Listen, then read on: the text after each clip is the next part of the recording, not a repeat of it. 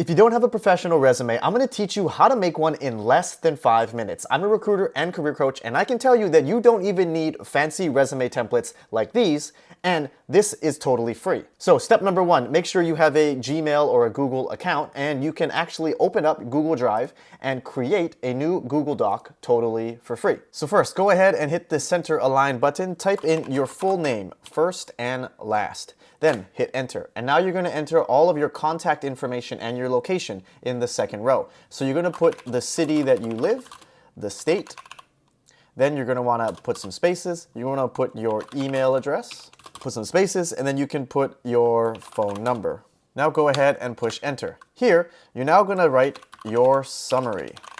Move it over to the left, and here is where you're going to want to write 2 to 4 sentences summarizing your experience. Some key things you're going to want to put into your summary are your total years of work experience, your particular industry or product expertise, and any other relevant attributes that people will need to know about your job, including some of the key skills that you have that are highly relevant for the role itself. Now, it's very important that in your summary here, you do not put any soft skills. So you should not be putting anything like you are a hard worker, or that you are ambitious, or that you are a problem solver.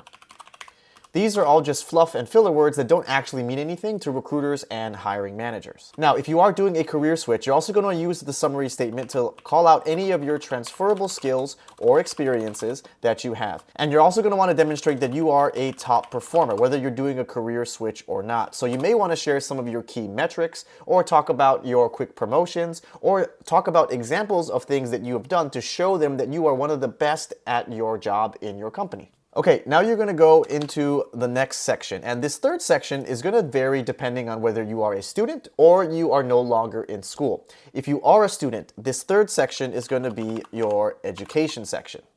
If you are not a student, then this section is actually going to be where your work experience is going to start. Now, let's just pretend you are a student, so let's start with that. In your education section, go ahead and hit enter. Typically, you're going to start by listing the college that you're going to, the type of degree that you are trying to get, and your major. And then don't forget to list when you are graduating. You can also use this section to call out any relevant certifications that you may have gotten. And if you are still in school, make sure you call out any of your relevant coursework that is highly relevant for the job in which you are applying for, and focus on all of the technical things. So if you're applying for a finance analyst role, make sure you list out all of your finance and accounting courses. Now that you have finished your education section, we're going to talk about what comes next, which is your work experience. Now keep in mind again, if you are not a student, you would just flip these two sections. You would do work experience third and then education fourth. We're going to start by listing everything in chronological order with your most recent role at the top. Simply start with your company name, followed by your job title. And then I suggest tabbing all the way over to the right side and listing out the years that you were working at this place. Now, below each of your different job titles, you're going to want to add some bullets. And then here is where you're going to list out your key accomplishments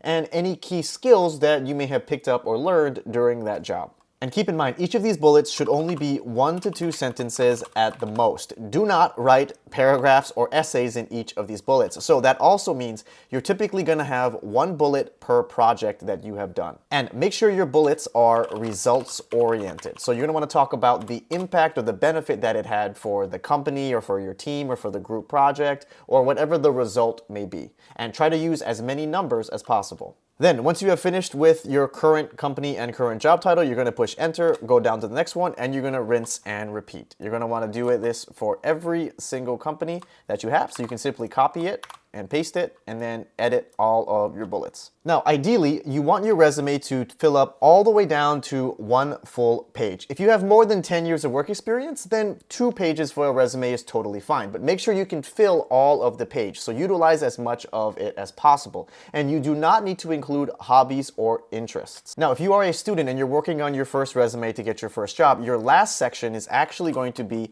any of your leadership roles. So this could be roles that you have on campus, campus, or roles that you have in certain clubs, or roles that you have taken in your fraternity or your sorority.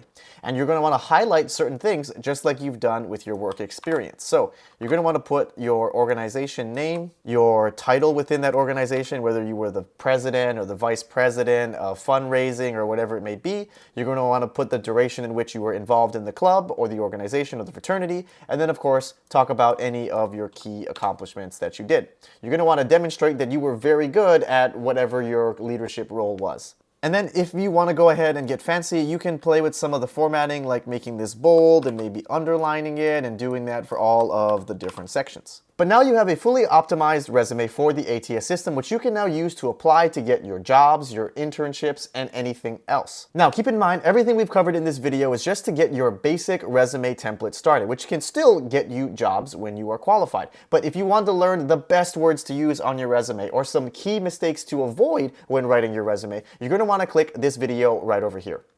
Thank you all for watching. Throw a comment in terms of what other videos you want to see down there, and don't be afraid to shake things up with your brand new resume.